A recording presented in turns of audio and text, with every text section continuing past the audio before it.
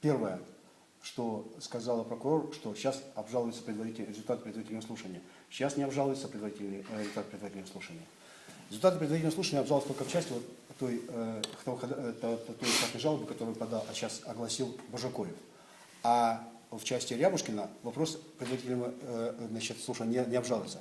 Потому что, и еще раз повторяю, в докладе тоже прозвучало, что были моменты о том, что обжалуется ходатайство в части, поданные жалобы в части обжалования постановления судьи об отказе в ходатайстве об изменении мер пресечения. Нет.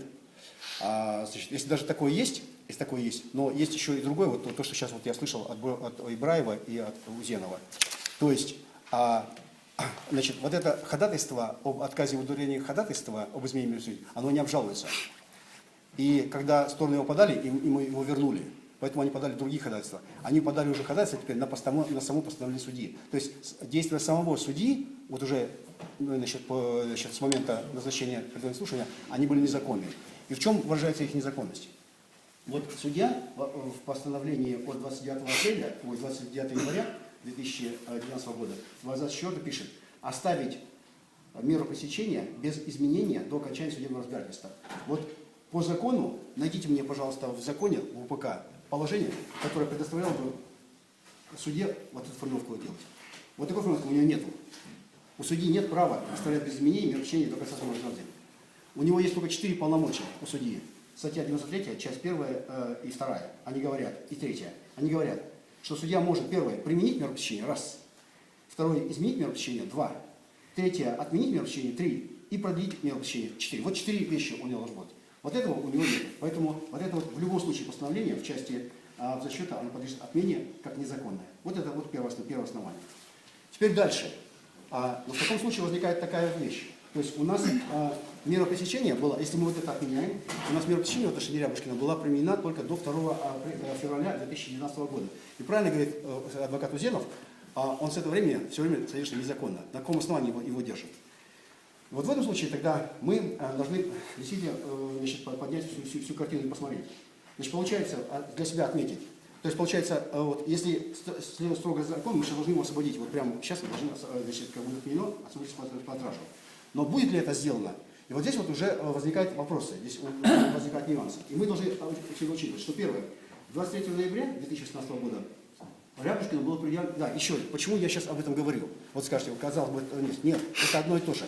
Вот это, это частный случай, он правильный и так далее. Но вот это более важным вопросом является именно заключение сейчас содержания под стражей Рябушкина. Потому что это одно дело. И если суд может себе позволить содержать без законных оснований под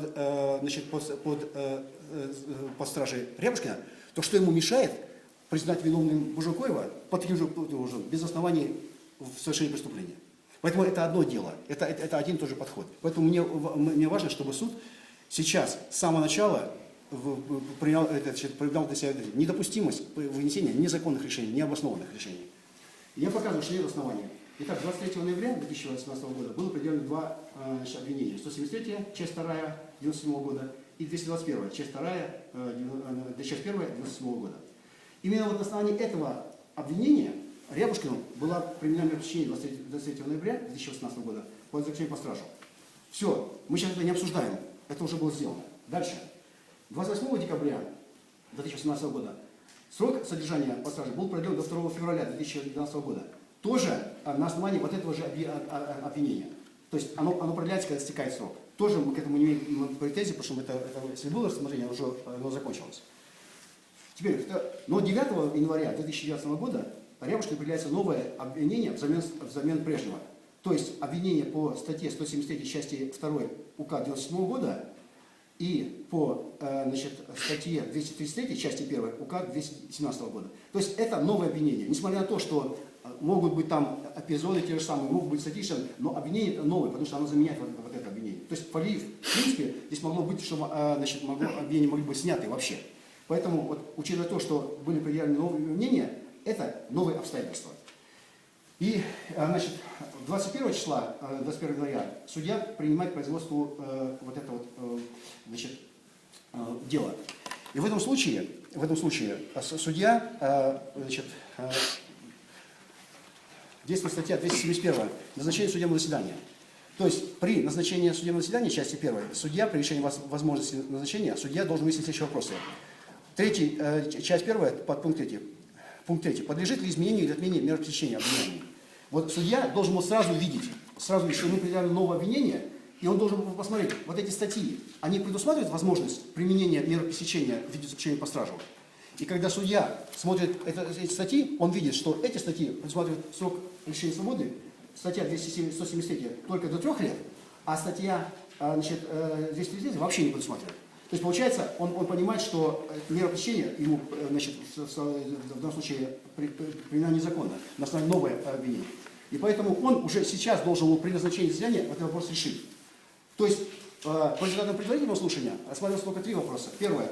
Об оставлении без, об отказе в удовлетворении ходатайства об исключении допустимого доказательства, раз. Второе. Об отказе в удовлетворении ходатайства об изменении меры пресечения, 2. Вот здесь вот он уже мог бы этот вопрос учесть.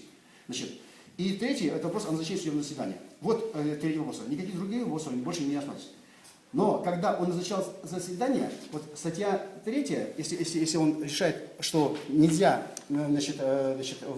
отменять меру пресечения, а мера пресечения не может быть отменена. Почему? Потому что мера пресечения применяется для обеспечения надлежащего поведения обвиняемого на стадии следствия и судебного разбирательства. Следствие закончено, все, мы его не трогаем, идет судебное разбирательство. Значит, учитывая то, что судебное разбирательство закончилось, значит, получается, необходимость это не отпала. То есть необходимость применения меры пресечения, она остается, сохраняется, пока не закончится судебное разбирательство. Но при этом, как мы сказали, что мера пресечения, избранная ему, назначена, она не предусматривает возможность ее применения. И в этом случае она может быть только изменена. А изменение меры пресечения может быть в соответствии с статьей 293 на стадии судебного разбирательства, часть 3, только в отдельном судебном заседании.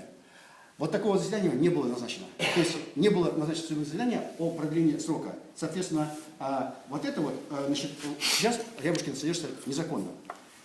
И в этом случае, вот это вот, значит, почему тогда возникает вопрос, почему его не пускают? Потому что вот эта вот часть, абзац 4, был воспринят, интерпретирован как фактическое продление. Вот. И учитывая то, что вот это фактическое продление основано на новых обвинениях, вот, кстати говоря, значит, вот по этой части 3, статьи 293, значит, вот я сейчас цитирую. В случае невозможности закончить судебное разбирательство в срок вот, до 2 февраля 2019 года, вот, и при отсутствии оснований для изменения, то есть при отсутствии оснований для изменения. А основание для изменения, значит, у нас устанавливается статья 118, сейчас, секундочку, статья 118. Вот, она, часть 1, говорит об основаниях изменения меры пресечения. Мера пресечения, значит, изменяется на менее или более строгую в случае новых обстоятельств. Что значит на менее или более строгую? Мы говорим о том, что, значит, вот по этим статьям, статье 73, части 2 1997 года и 233, части 1 2017 года, мера пресечения к Рябушкину в виде заключения не могла быть применена. Почему? Потому что, согласно статье 116 Уголовного кодекса, она может применяться только в 5 случаях. Первое, когда предусматривается, если эти статьи предусматривают наказание в виде лишения свободы свыше 5 лет, раз, этого нету.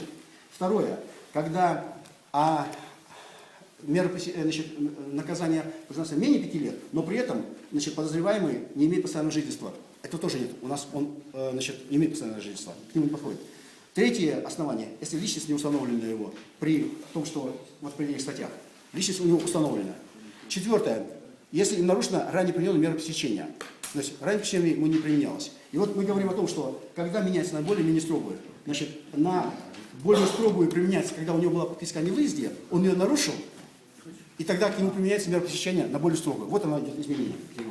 И наоборот, значит, если у него было мера пресечения в виде заключения по стражу, но при этом новые статьи обвинения не предусматривают возможность ее применения, тогда меняется на менее строгую, поскольку она не может быть отменена.